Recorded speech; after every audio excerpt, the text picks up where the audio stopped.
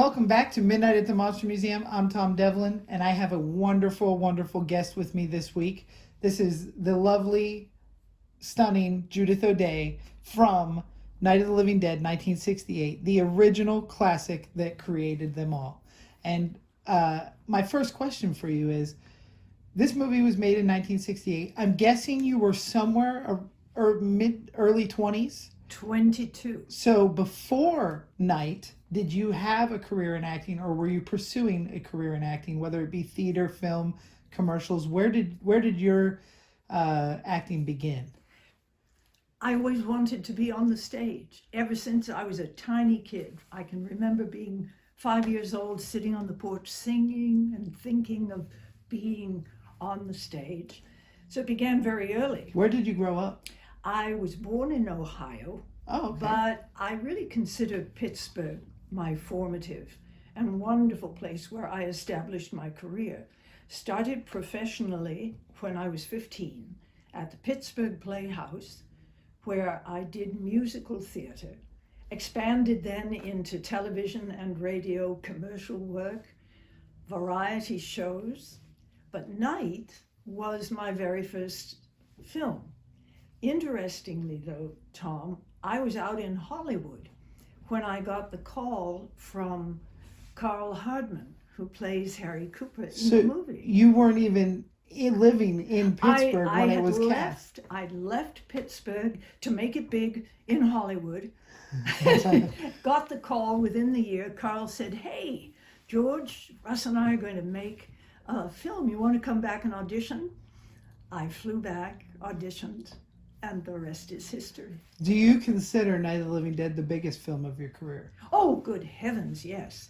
So even though I've done a variety of fun, wonderful horror films, it really is my place in history. So you went all the way to Hollywood to make it big, and then went back to Pittsburgh to do the biggest job of your career. Exactly right. I always said I also left Hollywood, but I did have a long career there as an effects artist before I left.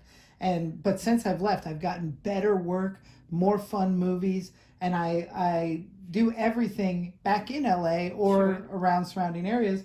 And I always said I was going to write a book. The best way to make it in Hollywood is to leave.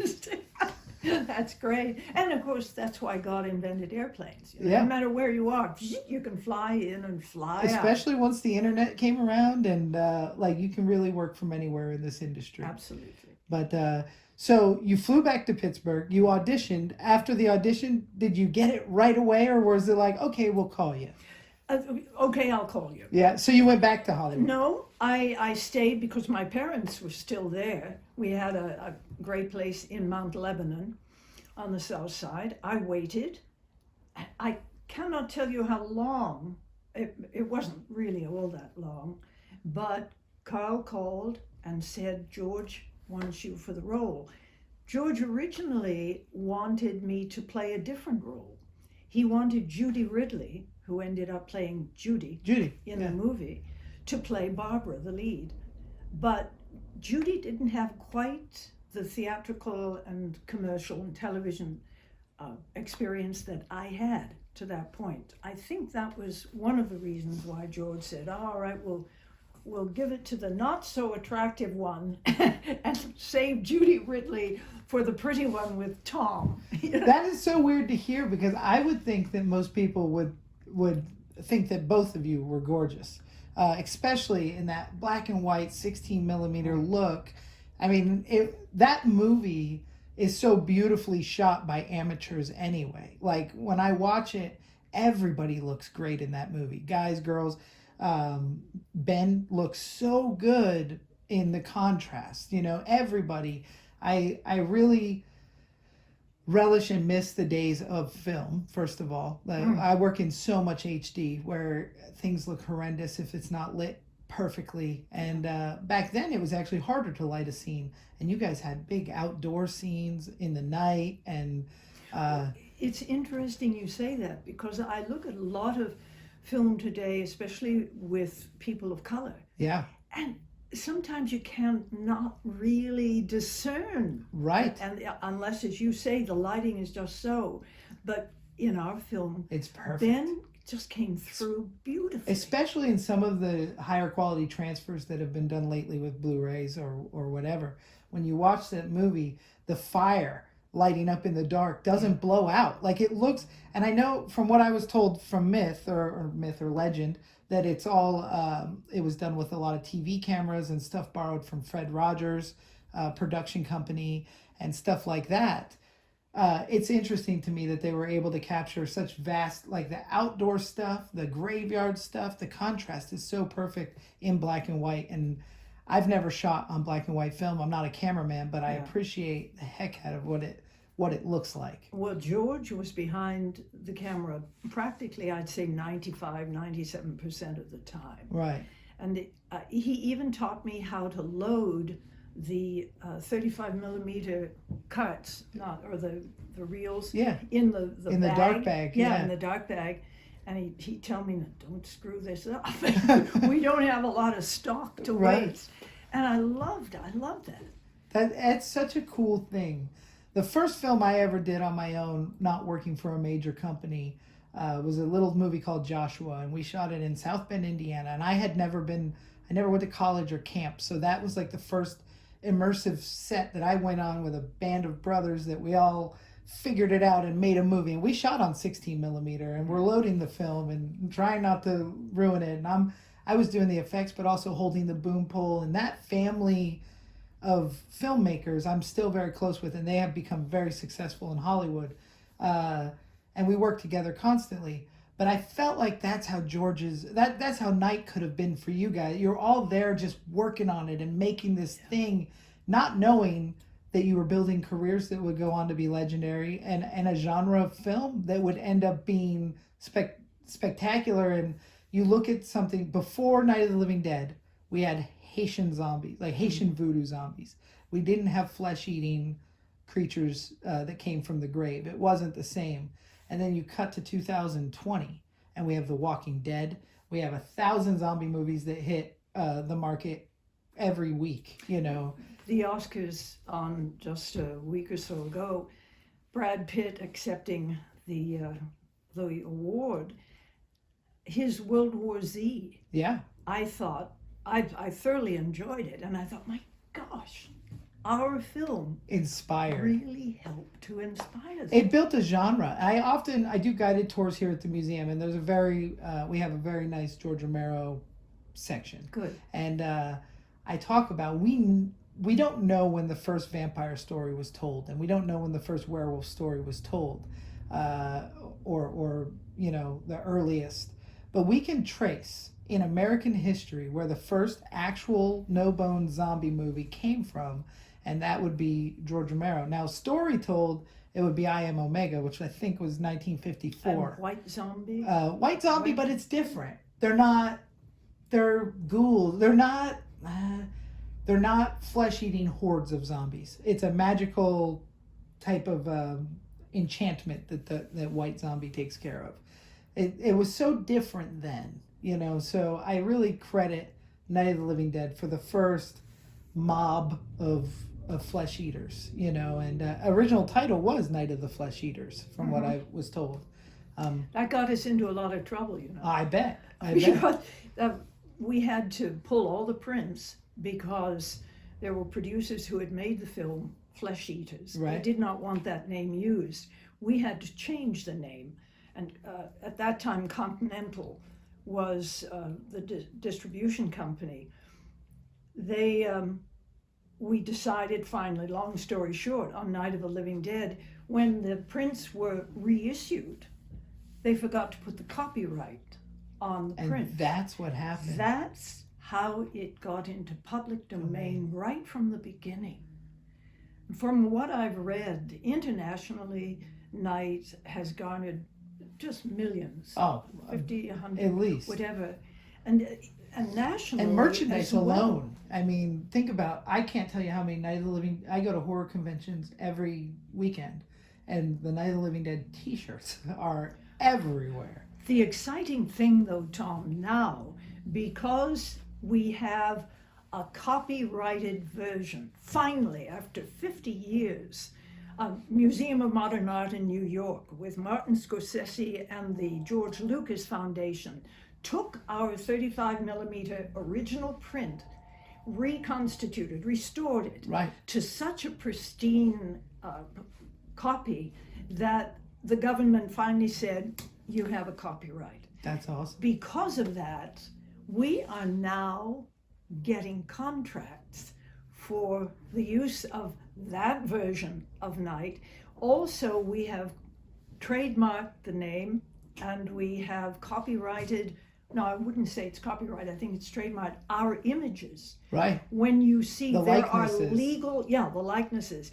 When you see t-shirts today, if it's a legal one, it will say right there. And there's some beautiful ones that they're putting out. Fright Rags. Fright Rags, we deal with them a lot. Yeah.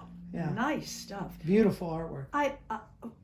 I can't believe it. Here I am heading into my 75 to 80 group, and I'm making money from the film. From 1968. 68. That is incredible. Yeah. And so before Night of the Living Dead and after, were you a horror fan to begin with, and have you become a horror fan if not?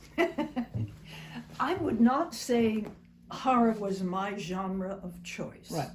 I was sort of the Ghost and Mrs. Muir with Rex Harrison and Gene Tierney, the black and whites, and the Portrait of Jenny. I loved the romantic, wonderful films like that. But having been in Night, and then as it grew in popularity, and I began to realize it after 25 years, I thought, my gosh, people still watch this film, they still like it. That's when I began to realize horror was something to take very seriously. I started doing conventions after that time. Around what year do you think you started doing conventions? At about the 25th anniversary Zombie Jamboree in Pittsburgh. Yeah. Because again, I was back out in Hollywood at that time, out of sight, out of mind. Everybody else who made the film was back in Pittsburgh. They began doing conventions. They were making barbecue sauce and all kinds of funny stuff. I wasn't a part of that. But after the Zombie Jamboree, I began to be invited to some of these conventions. It made me realize that horror fans are the best in the world. They are more dedicated and supportive than anyone I've ever known. I've been on both sides of the fence. I grew up a horror kid, conventions. I did the Chiller Theater in New Jersey and the Fangorias. Oh yeah. I loved conventions, and that's what led me into my career. And then at some point I stepped over the fence and became the professional that is now appearing at these shows or partaking in them. So what I can say about horror fans in general, and what we appreciate about people like you and the Kane Hodders and these people that come out and meet us, is when I was that kid, there is no comedy convention. You can't go meet Bill Murray and Dan Aykroyd. There is no drama convention where you can meet Kevin Costner and Julia Roberts. Those don't exist.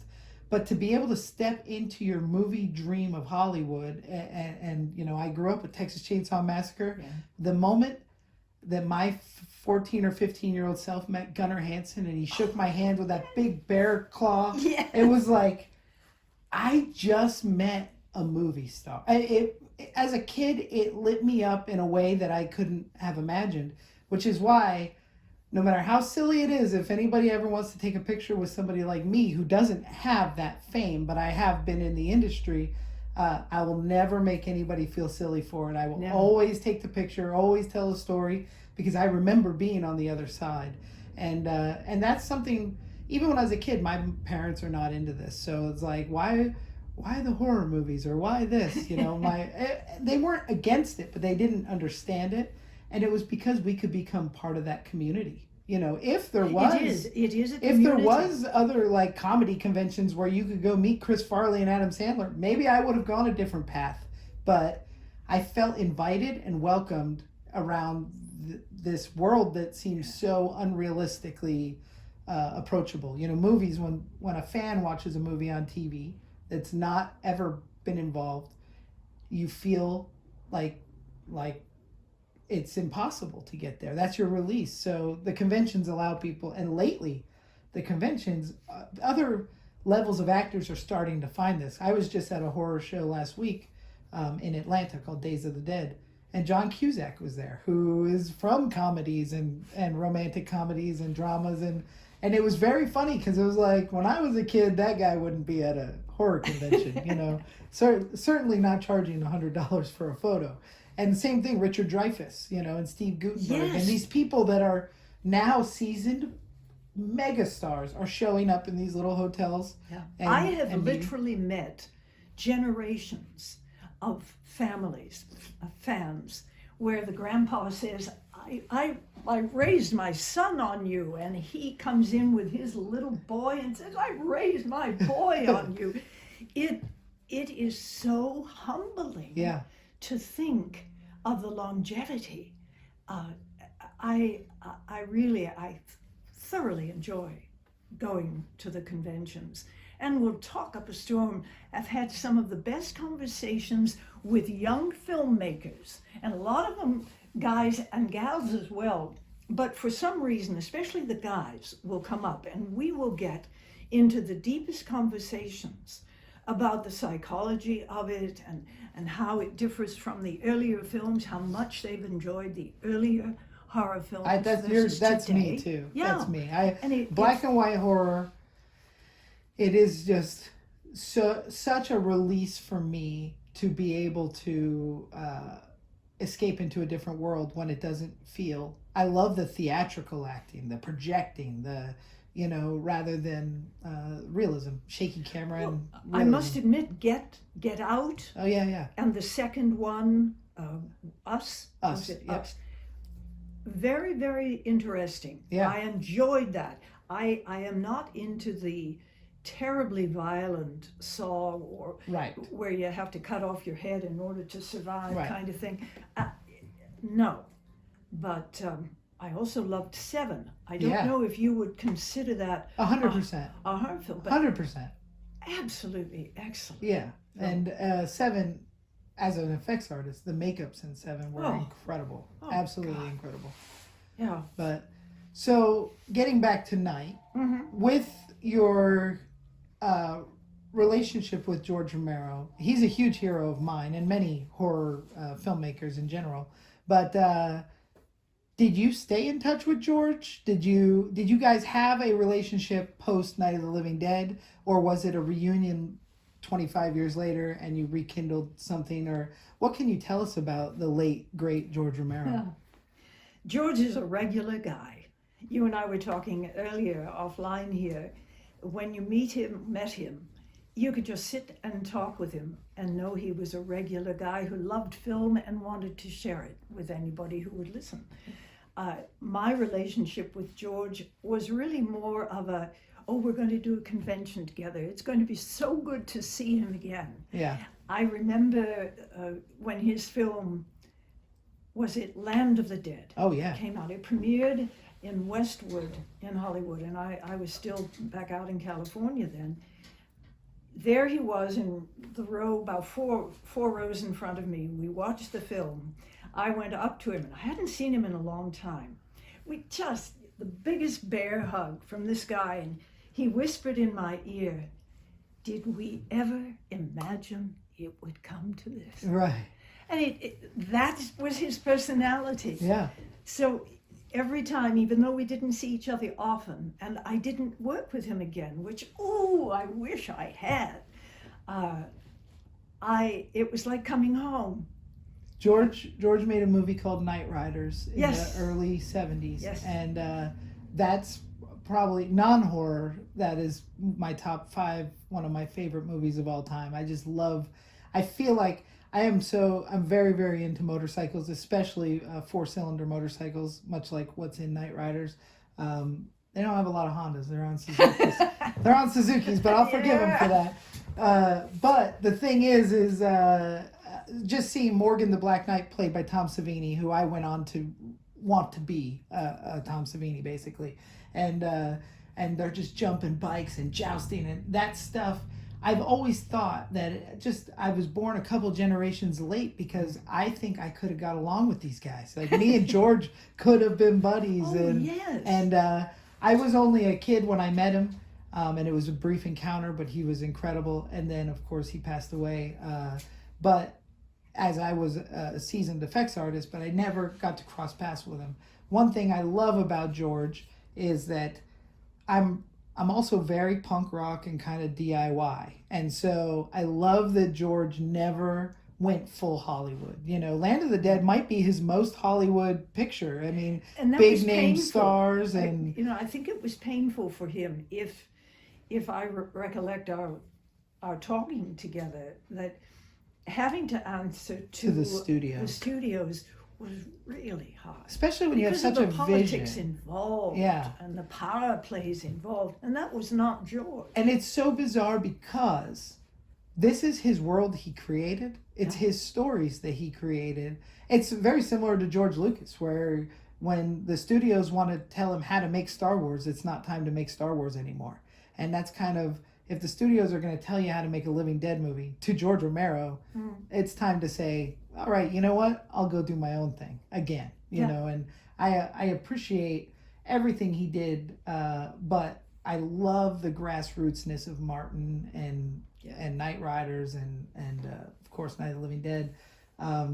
But I just think, man, if I could ever, as an adult, not a fanboy, but an adult professional, get the chance to spend some time with that guy, we could have made incredible art. Now, I know Tom Savini was his guy, and later on Nicotero, who came through the camp of Romero. You know that But- George was quite an artist. Yeah, yeah, oh yeah. himself. He was working on a comic book series. Very beautiful work Right. he did. I was also always super impressed with the fact that later, like I'd say within the last 3 to 5 years, I've heard a lot that he started, and a lot of Pittsburgh locals started working with Mr. Rogers and at Mr. Rogers' neighborhood.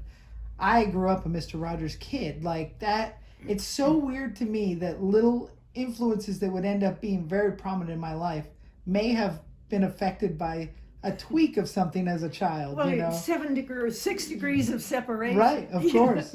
And very similar with Pee Wee Herman. You know, into the 80s, I was a Pee Wee Herman kid. I was born in 81. And then to hear that Tim Burton directed the first Pee Wee movie and Rob Zombie was the production designer on Pee Wee's Playhouse, it's like all those influences subliminally are in my head somewhere, you know?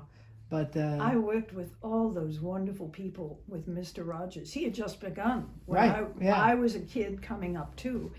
And Betty Aberlin, Johnny Costa, who did all the music, Joe Negri, Bob Trow and I did comedy together. That wonderful group of talent in Pittsburgh at that time, just in my life, just hasn't quite been equaled. right. They were so good at what they did, but they were just downright good folk too. Right. Yeah. So once you moved back to LA and Hollywood, did you find a career in film, or was it the resurgence of Living Dead or the continuation of the Living Dead fanfare that ended up being the ones to kind of keep you floating in acting? Where did your acting career go from Living Dead? My acting career went back to the stage. I got back into musical theater. Then I What's your stretched- favorite that you've done? Well, golly. It's a tough question. Well, I've done comedy, British comedy, serious shows. My favorite musical and the most challenging, I think, was Eliza Doolittle, My Fair Lady. Awesome.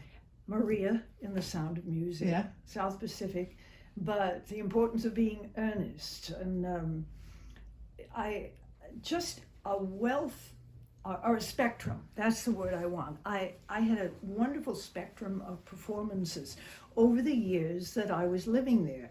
My film career never blossomed in Hollywood, but young filmmakers would get in touch and say, I've got a script. Would you be willing? There's a wonderful part I'd love you to do.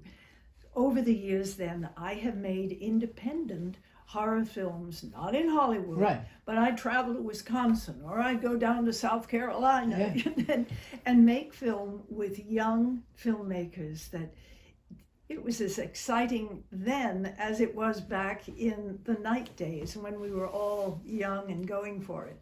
I've lived on both sides of the spectrum. I actually did my career very backwards. The biggest of huge Hollywood stuff at the very beginning. Like my first job was on X-Files, and I worked on 2 seasons of X-Files and major Hollywood movies like Red Dragon and Scorpion King. Oh, and yeah. But then in 2002 I started my own. I never came to Hollywood with the intent to work on Terminator 3. I wanted to make low budget horror films. So I started my own company in 2002, which is still going strong, but it's in that independent, some of those movies never even see the light of day, but they're so fun to make. Oh, yeah. And the camaraderie that comes out of them, and the camps, the groups. Yeah. And also a big part, as such a fan from my perspective, is I go as an effects artist. I get hired based on my skill or my resume.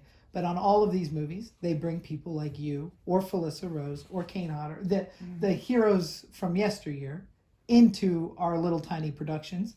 And so I get this chance to build a real friendship with a lot of, it's almost like, as a kid, I went to conventions to shake a hand. As an adult, I go on set to become friends. And it's awesome to all these people I looked up to as a kid to call my friends and to be able to, thumb through the text messages from Tony Todd's or whatever.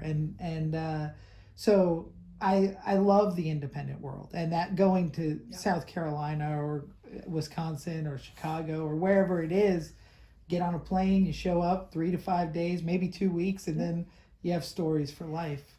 An exciting thing that was a wonderful fallout from my theater career was a second career that I created. I had to pay the bills for my children. I was living in LA at that time. I had just finished a run of Sound of Music, had just bought a house. We came to an end and I had to pay the bills.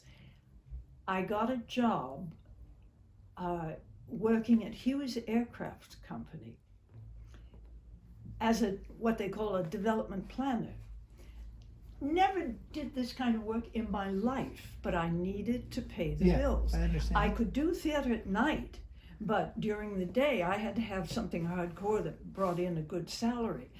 I was hired as a development planner. What I did was look at all the plans for an F-15 radar.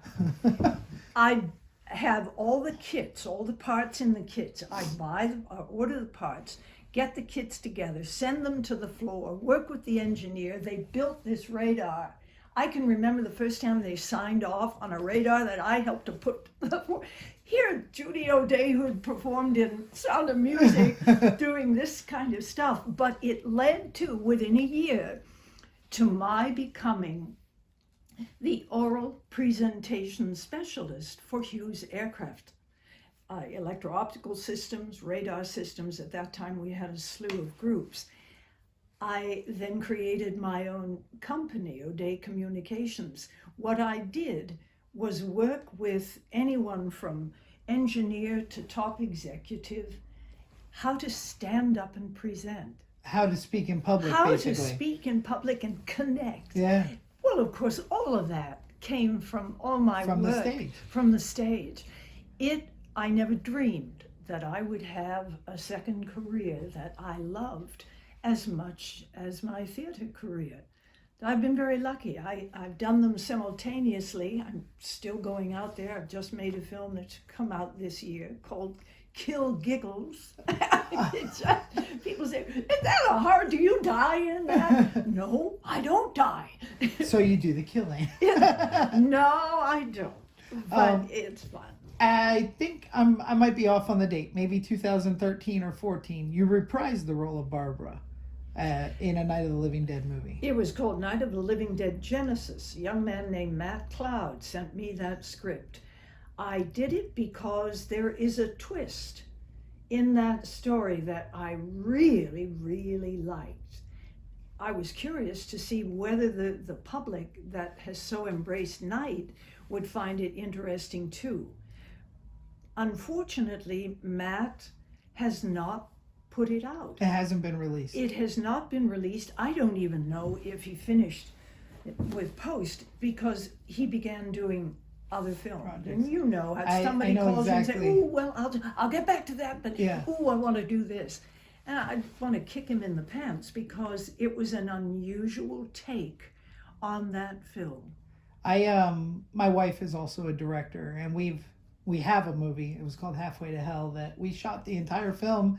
G4 came out and made a documentary about it, and we never finished it. And there's actors that are, I mean, we're And going they're on saying, "Tom!" 8 years ago. Oh and, my God, yeah. And my wife is an incredibly talented director.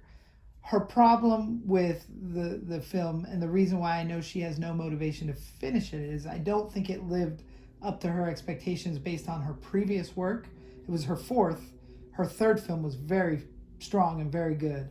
And her second film was a much higher budget, maybe not as quite as unique, but there's things that I just have to give up. She doesn't want to finish it. If I think I'm going to take all of the footage, digitally scan it, and create a comic book out of it, and at least have something for the people that work very hard on it. Yeah. Because it's one of those things. In independent, self-financed, and